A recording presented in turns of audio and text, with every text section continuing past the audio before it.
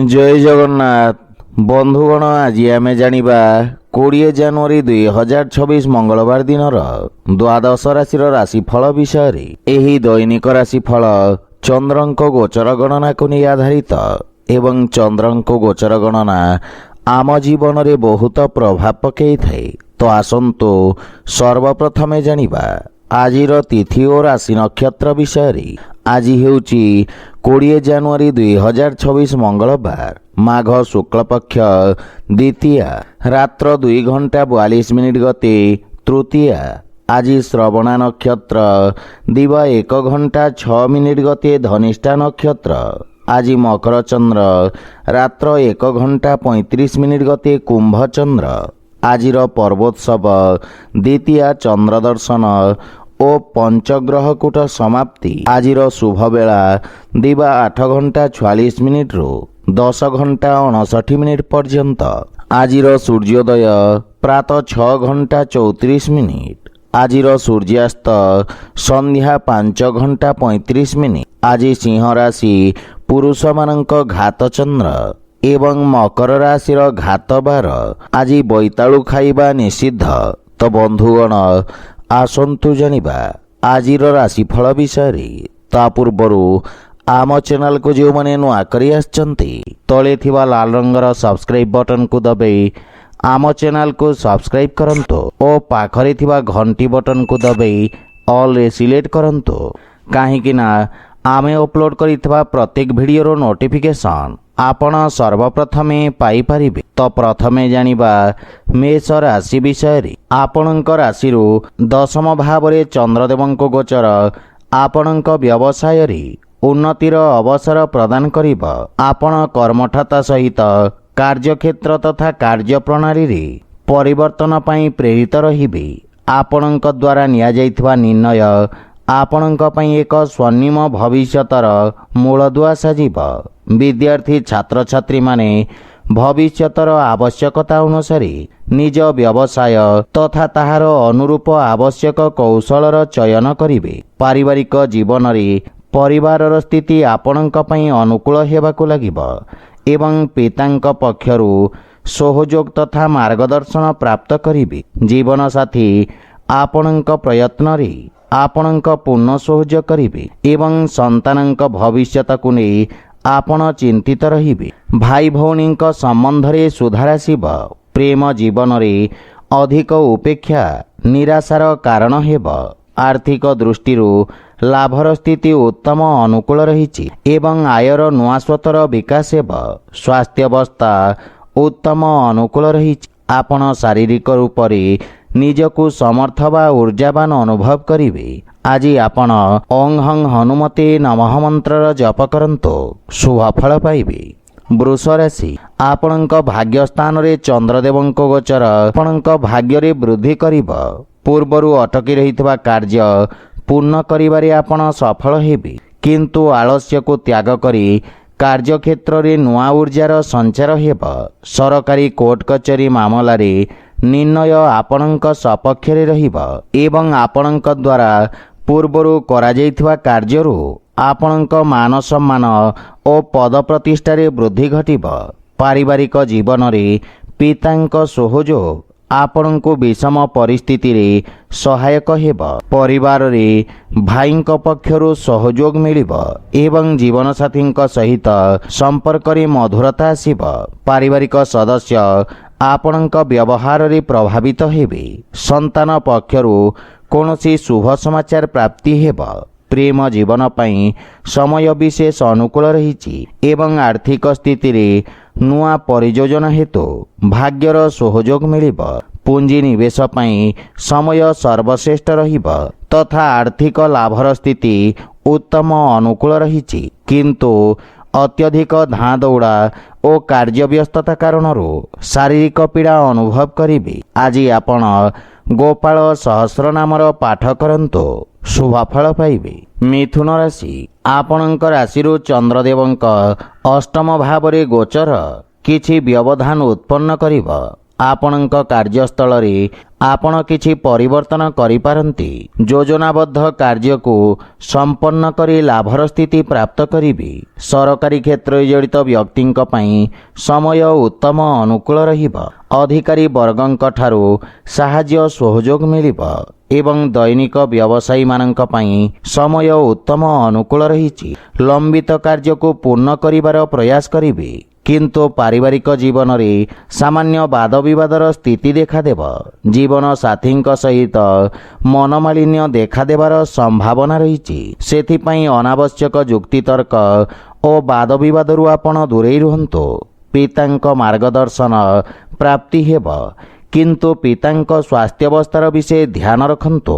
ଆପଣଙ୍କ ବ୍ୟବହାର, କୁଶଳତା ତଥା କର୍ମଠତା କାର୍ଯ୍ୟକ୍ଷେତ୍ରରେ ସହାୟକ ସିଦ୍ଧ ହେବ। ପ୍ରେମ ଜୀବନରେ ନୂଆ ଉତ୍ସାହ ଅନୁଭବ କରିବେ ଏବଂ ଆର୍ଥିକ ସ୍ଥିତିରେ ଅନାବଶ୍ୟକ ଖର୍ଚ୍ଚରୁ ଆପଣ ଦୂରେଇ ରୁହନ୍ତୁ। ଆପଣଙ୍କ ସ୍ୱାସ୍ଥ୍ୟାବସ୍ଥା ଉତ୍ତମ ଅନୁକୂଳ ରହିବ, କିନ୍ତୁ ପିତାଙ୍କ ସ୍ୱାସ୍ଥ୍ୟାବସ୍ଥାର ବିଷୟ ଧ୍ୟାନ ରଖନ୍ତୁ। ଆଜି ଆପଣ ଭଗବାନ ଶ୍ରୀ ଗଣେଶଙ୍କ ପୂଜାର୍ଚ୍ଚନା କରନ୍ତୁ, ଶୁଭ ଫଳ ପାଇବେ। କର୍କଟ ରାଶି, ଆପଣଙ୍କ ସପ୍ତମ ଭାବରେ ଚନ୍ଦ୍ରଦେବଙ୍କ ଗୋଚର ଆପଣଙ୍କ ଭାଗିଦାରୀଙ୍କ ସହଯୋଗ ପ୍ରାପ୍ତ କରାଇବ। ଆପଣଙ୍କ ଅଟକି ରହିଥିବା କାର୍ଯ୍ୟରେ ପ୍ରଗତି ହେବ ଏବଂ ଆର୍ଥିକ ଲାଭର ସ୍ଥିତି ବିକଶିତ ହେବ। ବିଶେଷଜ୍ଞ ତଥା ଅନୁଭବୀ ବ୍ୟକ୍ତିଙ୍କ ପରାମର୍ଶରୁ ଆପଣଙ୍କ କାର୍ଯ୍ୟକ୍ଷେତ୍ରର ବିସ୍ତାର ହେବ। ସମାଜ ସେବାରେ ଜଡ଼ିତ ବ୍ୟକ୍ତିଙ୍କ ପଦ ପ୍ରତିଷ୍ଠାରେ ବୃଦ୍ଧି ଘଟିବ ଏବଂ ପାରିବାରିକ ଜୀବନରେ ଜୀବନସାଥୀ ଆପଣଙ୍କ ସମସ୍ୟାରେ ପୂର୍ଣ୍ଣ ସହଯୋଗ କରିବେ। ମିଳିମିଶି ପ୍ରାରମ୍ଭ କରିଥିବା କାର୍ଯ୍ୟରେ ଯେକୌଣସି ବ୍ୟବସାୟକୁ ସଫଳତା ପ୍ରଦାନ କରିବ। ପାରିବାରିକ ଜୀବନରେ ମଧୁରତା ଆସିବ। ପ୍ରେମ ସମ୍ବନ୍ଧକୁ ଏକ ନୂଆ ରୂପ ପ୍ରଦାନ କରିବେ। ଆପଣଙ୍କ ପ୍ରସ୍ତାବକୁ ମଧ୍ୟ ସ୍ୱୀକୃତି ମିଳିବ।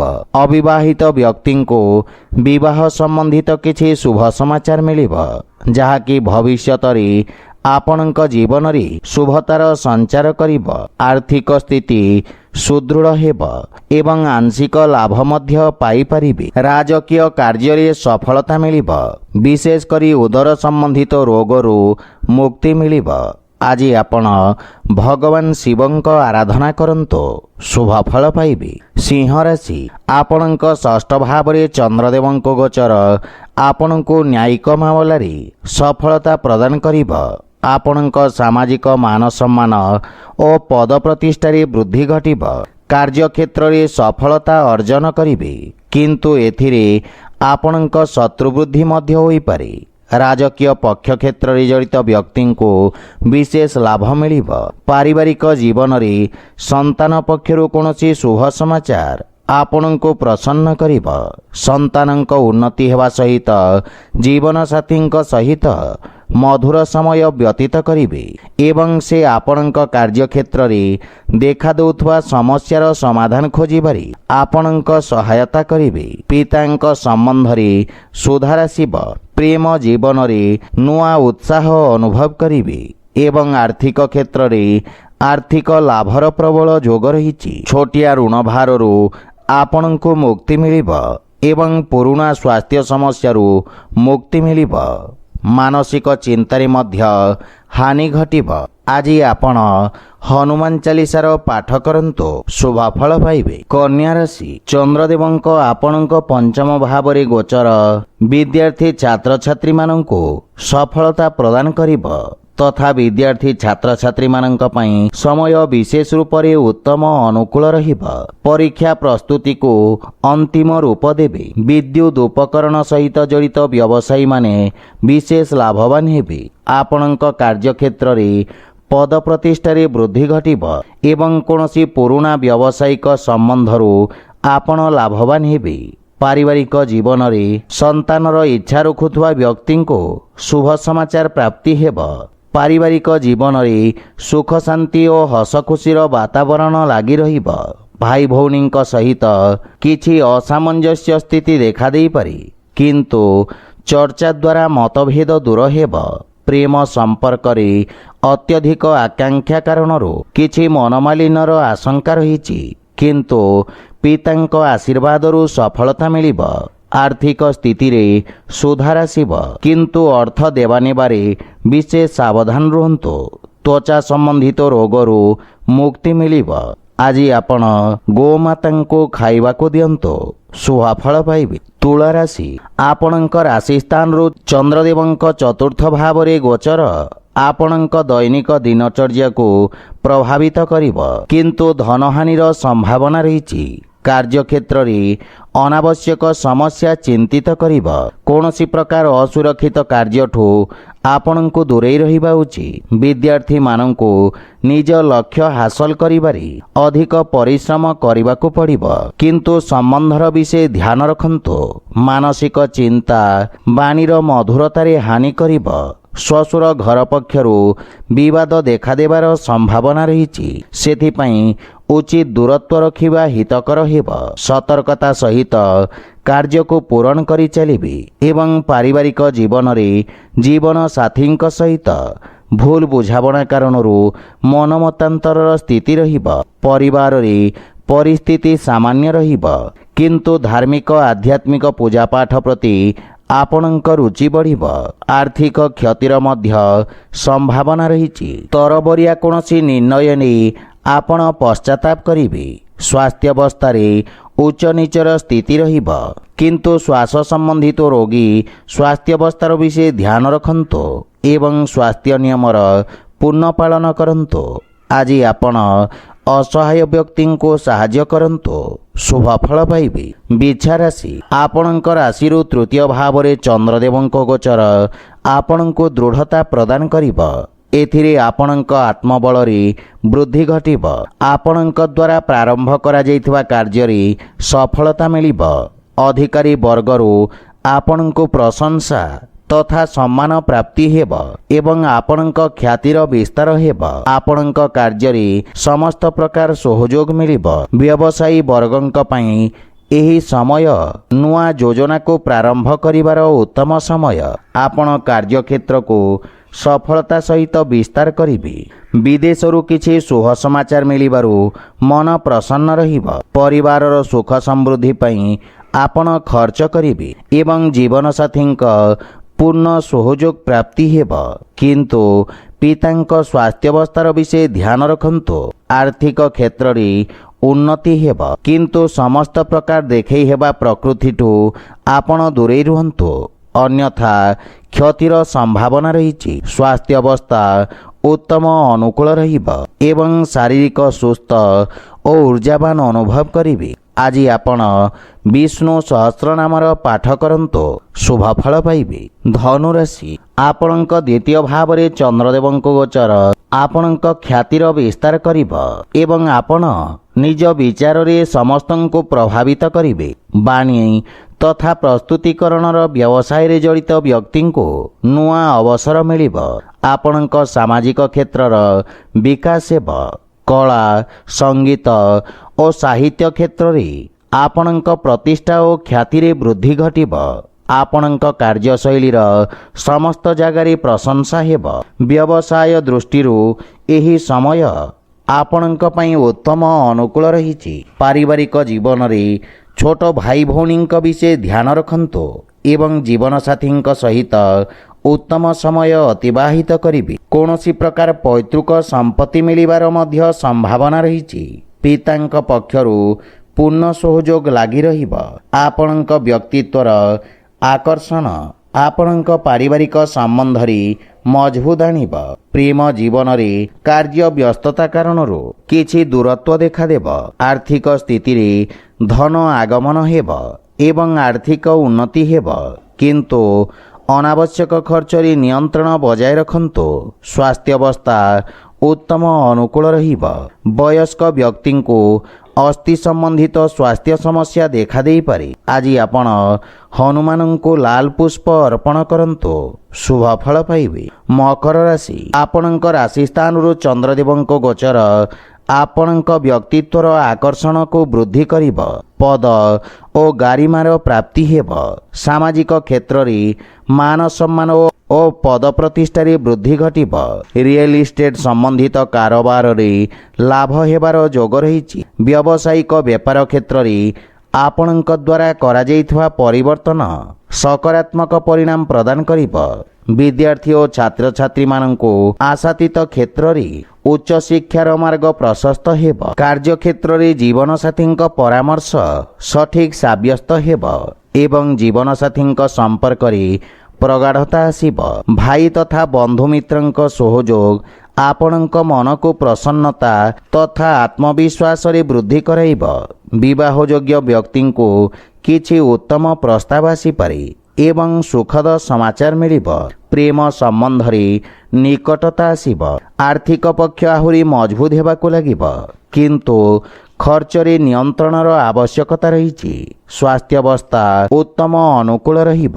ଆଜି ଆପଣ ବଜରଙ୍ଗ ବାଣ ପାଠ କରନ୍ତୁ, ଶୁଭ ଫଳ ପାଇବେ। କୁମ୍ଭ ରାଶି, ଆପଣଙ୍କ ରାଶି ସ୍ଥାନରୁ ଚନ୍ଦ୍ରଦେବଙ୍କ ଦ୍ୱାଦଶ ଭାବରେ ଗୋଚର ଆପଣଙ୍କ ମାନସିକ ଚିନ୍ତାରେ ବୃଦ୍ଧି କରାଇବ, କିନ୍ତୁ ଆପଣ ନିଜ କର୍ମଠ ସ୍ୱଭାବ କାରଣରୁ ସମସ୍ତ ସମସ୍ୟାକୁ ସଫଳତାପୂର୍ବକ ସାମ୍ନା କରିପାରିବେ।